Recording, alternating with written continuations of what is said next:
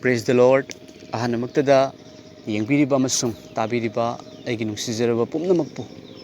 masigi fazakraba June gi tang kunga nipangi nongmaijing numitki ayuk asida aikhoibu kanbiba aikhoibu nungsibiba aikhoibu loinabiba pap kokpiba mapu Jesu Christ gi minglenda yaifa mangol pijabaga loinana ikai khumnaba uchari ngasi aikhoi iramda Manipur gi saknairabi Eche Mandakini Ichena ibungo Jesu Christ bu kanbiba mapuni haina lawsanjaraba matungda Ichegi punsida ahongba Ichegi punsida Ishorbu thagatjaba amasung Icheda phauzariba asado ibungo Jesu Christ na pibiriba thaujalado Ichena phongdokpikibani amasung hairiba Ichena phongdokpikiba asa thajabado aikhoi taminase nahawna aikhoi taminase amasung hairiba Ichena phongdokpikiba Ichegi thamoida leijariba Ishorna phawhanbiriba asa adudagi aikhoina taraba matungda thajadriba singda Ishorna sokpigani amasung thajaraba singdasu hen nahawna Ishorna pangal hapigani haibase igi thamoida phawjai hairiba Ichegi wahai ase aina mayamda phongdok saningbagi wakhal ase engonda phawjarakhibani maram aduna ngasidi masigi fajakraba numit asida aikhoi Ichegi wahai ase taminase amasung Icheda fauriba ahongba Ichena Ishorna Icheda utpiriba nungsibado aikhoi hena khangminaduna thajaduna lawsanjaduna Ishorbu thagatjaba Ishorgi masanupa masanupi hena oijaba haibado aikhoi oiminarase ibungo Jesu Christ gi minglenda amen hojik Ichena phongdokpikiba atenba wahai ado aikhoi taminase mit ude haibagi awaba karisu leite ai nungaitabasu leite aina mit uramlabadi Jesu Christ gi thogal tawba phangamdabasu yai norokki lambida chatlambasu yai adubu ai hojikti ai Ishor gi thogal tawba phange aingondagi hena popagi mahayangbi kanasu lairamloi haina ai khanjai aduna ai gi thamoida hojik challenge sama tawi ai hojik mit udrabasu hayeng sargadadi soidana ai mit uduna Ishor gi manakta ai ni hana leiba phanggadorise sini mayam lena thamjarise Hallelujah thagachari pa Ishor ipana Ichebu Eche Mandakini bu kayagi matik nungsibi ipana Ichebu loinabi ipana Iche se kanbire haina khangjabuda apal laidana thagachari pa ipagi thongjalne masini chilnau che chelsing marupsing ajasing aikhoigi Eche Mandakini da Ishorna kanbiba amasung Ichena phongdokpiribase ahanbadadi aina haijiningi madudi aikhoigi Eche Mandakini si poklakpadagi hauna mamit uba phangjaraktrabi Ichene mamit uba phangdaba haibase aikhoi khallaga yengsi kayagi matik awabano kayagi matik awaba oiramgani langtaknaramgani taibang panda leiriba kariguma poshak ama uba phangaktaba haibase awabana thalamgani amasung Ichegi pokminariba machil manausing mama mapasing kairo lekaising kanasu uba phangmanate adubu Ichena phongdokpiriba wahaidu yengbiu ibungo Jesu Christ bu phangjaraba matungda Ichena haibikibado ai hojik mamit ude haibagi karisu nungaitaba leite hai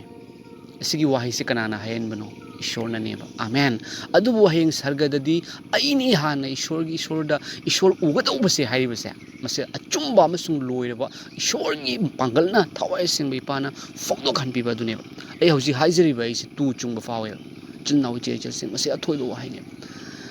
aikhoi Ichena taibang mamit udabagi maramna taibang palda leiriba posaksing uba ngamde adubu Ichena uribase taibang palda leiriba pumnamak uba ngamba kanba ina khunba lairi kahiba singna uba ngamdaba aikhoibu leisem birakpa marol ahumgi mapu minna uba phangdaba Ishordo Ichena ureba amen hallelujah Ichena minna uba phangdaba aikhoina uge hairaga uba phangdaba leisem biba mapu kanbiba mapudo Ichena ureba ichinnaw sing ichel sing aikhoigi ibungo Jesu Christ si yengbiu Ichena haibi madudi aina mit uramba taragadi ai Jesu Christ kanano khangamdabasu yai ai pap ki lambi da chalamba yai tongan ba kaya ma tawkiba yai adubu aina mit udabasina Ichena yengbiu Ichena mit ude haina Ishorda Ishor ai kai mit uhandri no haibagi mahutta Ishorgi nungsiba si yengbiu ko ichena thawai to khanjaraga ichi ishwargi nungsibudo khangnaga ichena thagale taibang palai se kharani dani ko ichil nau che ichil sing taibang palai bse swai launa mangba yai aduga ngasigi matam sidadi yengo ngasigi matam sigadi ko mi shibase hanadi mi hatnare nongmeng kapade mi shirame haibodo adudagi henane yuar harakpadagi mi shire ising chawbadagi mi shire sung yamna shire anaba lakpadagi mi shire haibana hengale maramdi taibang pan base kharani gitani chil nau che chil sing adubu taibang pan se thadoktuna lomba naidana leiraga doriba mafam ani sarga amasung norok heaven amasung hell sarga lebak amasung khamnung lebak se asidi amuk lomba naide adubu ichebu sarga lebak ta ishorna khandok pire amen thagajari chil nau che chil sing thajaraba sing ekhoi ishorna ekhoi se khandok pirabani ishorna ekhoi se khandok pirabani ekhoi amuktang icheda ishorna sizinabiduna ichena phongdok libodo adugي ekhoi hena ekhoi da pangkal ishorna hapirabani ngasidagi video se adomna yengbadagi haina khangbiu ichena uba phangdaba taragasu ichena phongdoklakliba mayamda phongdoiba wahaido uba ngamba mina haibadagi su hena haire kaya te ishorna haraujaraamgani ko kaya te ishorna nungsibibano icheda amasung ichegi gospel isai manipuri gi gospel isai aigi punsida aina ishor thajarakpa matungdagi aigi iche mandakini gi gospel gi isaina aingonda hena ishorda chethanki ishora thajaba hengalanki matamamada aina isu krista lawsalaba matungda Christian oireba matungda su isai sakpa matam sida tonganba type amagi mawongi isai asigi mawongda sakpa oilerme tana lerme adubu iche da ishorna sinabiduna nungsiba thamoida tak thengba ishorna phongdok piba isai kya sakanduna aikhoi thajaraba sing da iche gi thawal se yengbi iche gi yam phajawi se malaye aigi thawgaldi karisu tawba ngamjade adubu ibungona hakna pinabiba khonjel asina ibungogi thawgal tawjaba natana haina yam phajaba iseni ko adu iseda yamna thoibani haina khanjei loinana ibungo jisu krista bu thajadriba ichil nau che chalsing oja sing ahalaman sing adom du haijeningi kogi iche asina phongdokliba wahaise adu taraba matungda adomgi wakhaldasu karigumba amadi soidana fawramgani haibase khangjei aina khanjei ngasigi tebang palasida yengbiu karisu awatpa leitraba mi siramme masa matanta suicide tawraga siramme haibagi paw kaya tai adubu asigumlaba tongan ba uba phangdaba chatpa ngamdaba tongan ba kaya ama leiribani masiga suicide tawbusu kaya ama leiribani adubu ichena suicide tawbagi wahai sidi yam lab thamgraga ichegi punsi se ichena ishorgi blessing se khangjabadagi thagaleba ishorna ichegi punsi se ichena numaina ichena leleba masini wichil nau chel sing thajadriba halaman sing mase ishorgi pangbibagi mapalnani ichena hotnabadagi natte ichena fabadagi sunate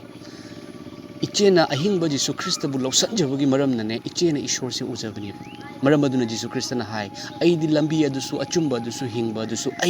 aini haibase achumba lambi amasung hingba ishor do aini jisu krista na takpiri achumba jisu krista bu ichena thajabagi maramna icheda mamangai de leiramba nungaitaba mamangai de leiramba sonthaba hanthaba pendaba pomna matta leitaduna ngasidi ichena yam thauna afana ichena phongdok pirakpani ai mit ude haibagi nungaitaba karisu leite aina mit uramba taragadi ai ishor phangamdabasu yai papki lambi da chalambasu yai ke ata chumba wahaino adubu aina sargada aigi hakchang asina siraba matungda aigi thawai se sargada aini hana ishorgi manakta changadauba ishor ugadauba haibase asida khwaidagi hena thoiba amasung loiraba wahaini chilnau che chilsing adom khantaduna yengbiu ngasigi oriba taibang palasi yengbiu taibang palasida aigi thawai gi panthung karino haina khangdana aikhoi leibise achumba oigadra aigi thawai gi panthung karino khangdana ai kari nimita siradi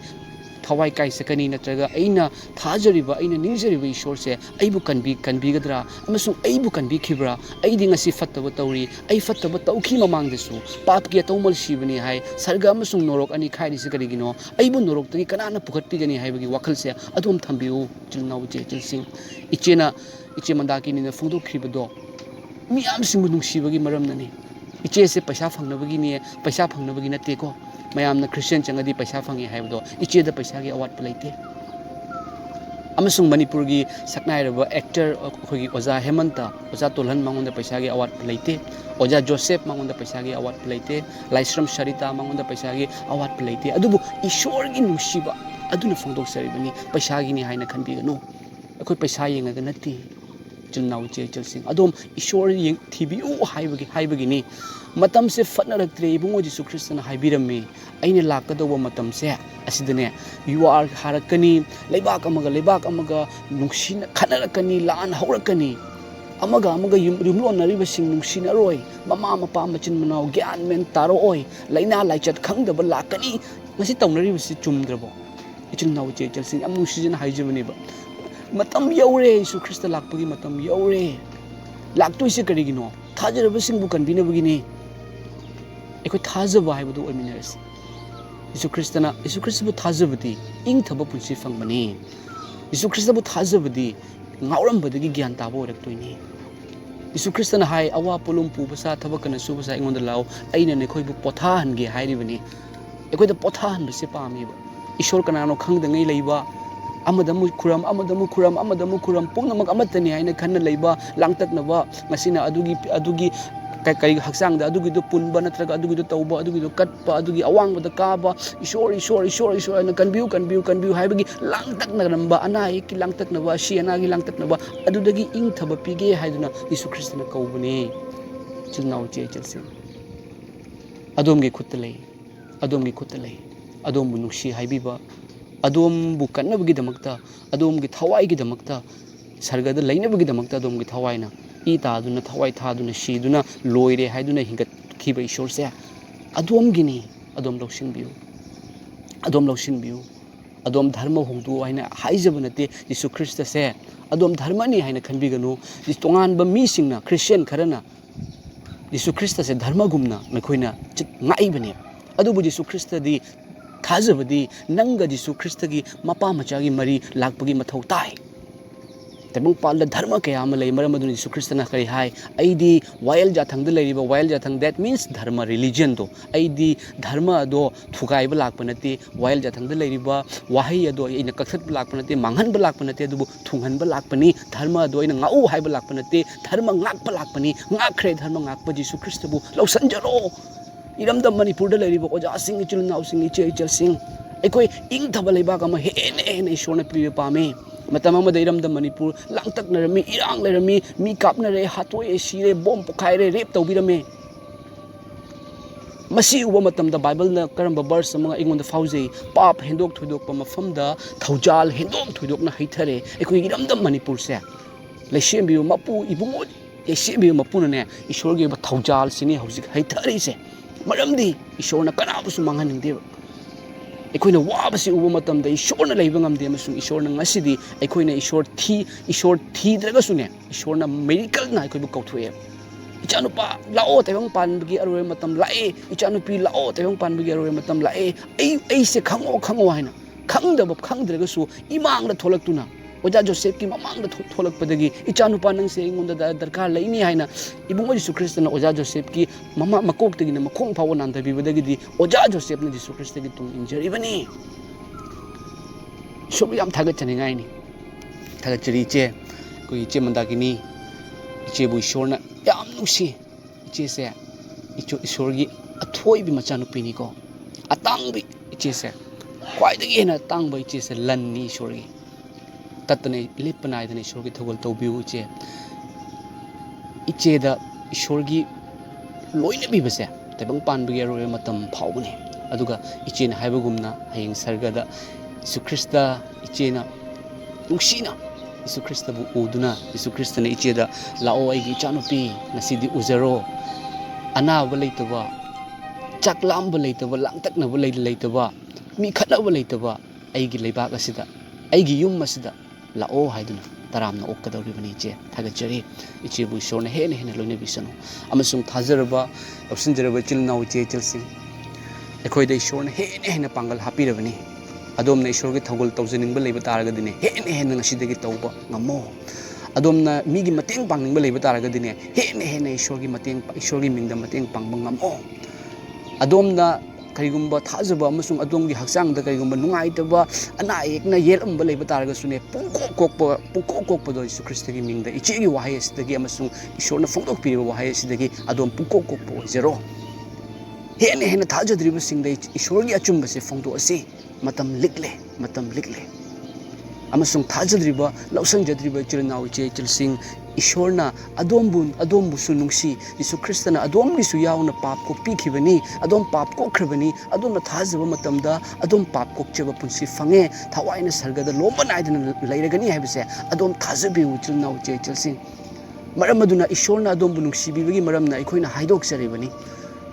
ꯑꯩꯈꯣꯏꯅ ꯍꯥꯏꯗꯣꯛꯆꯔꯤꯕꯁꯦ ꯑꯩꯅ ꯑꯗꯣꯝꯕు ꯅꯨꯡꯁꯤꯕ ꯅꯠꯇꯦ ꯏꯁꯣꯔꯅ ꯑꯗꯣꯝꯕꯨ ꯅꯨꯡꯁꯤꯕꯒꯤ ꯃꯔꯝꯅ ꯑꯩꯅ ꯌꯤꯁꯨ ꯈ꯭ꯔꯤꯁꯇꯕꯨ ꯊꯥꯖꯕꯒꯤ ꯃꯔꯝꯅ ꯌꯤꯁꯨ ꯈ꯭ꯔꯤꯁꯇꯒꯤ ꯊꯋꯥꯏ ꯑꯁꯦꯡꯕꯅ ꯅꯨꯡꯗ ꯂꯣꯏꯅꯕꯤꯕꯒꯤ ꯃꯔꯝꯅ ꯊꯥꯖꯔꯕꯁꯤꯡꯅ ꯊꯥꯖꯗ꯭ꯔꯤꯕꯁꯤꯡꯗ ꯅꯨꯡꯁꯤꯕ ꯋꯥꯍꯩ ꯑꯁꯤ ꯐꯣꯡꯗꯣꯛꯆꯔꯤꯕꯅꯤ